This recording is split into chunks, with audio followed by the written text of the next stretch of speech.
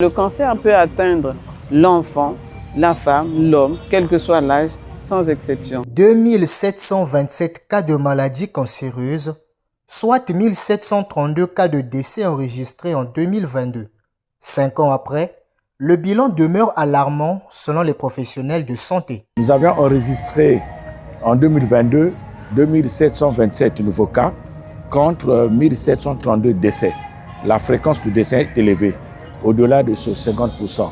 Et donc, c'est déjà là une cause qui nous interpelle, parce que nous avions la mission de pouvoir réduire l'incidence, réduire la mortalité et la morbidité. La situation est alarmante, nous pensons, parce que selon les estimations de l'OMS, le nombre de cas de cancer va en augmenter d'ici à 2050.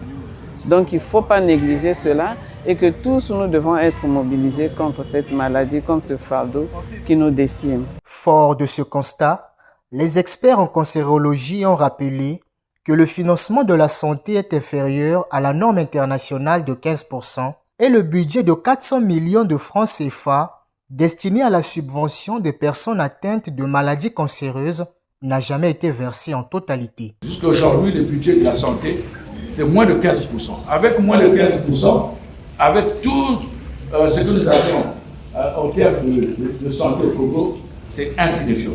Le 1er septembre 2026 se tiendra sur toute l'étendue du territoire national une campagne de sensibilisation sur la maladie du cancer dénommée 90 jours contre le cancer, une initiative du Programme national de lutte contre le cancer. Il est question de doubler d'efforts, de renforcer les capacités d'abord de nos ambassadeurs qui vont sur le terrain et d'augmenter la sensibilisation de masse dans les écoles, dans les hôpitaux, dans les églises, un peu partout, dans les communautés, parce que l'objectif reste le même, promouvoir le diagnostic précoce.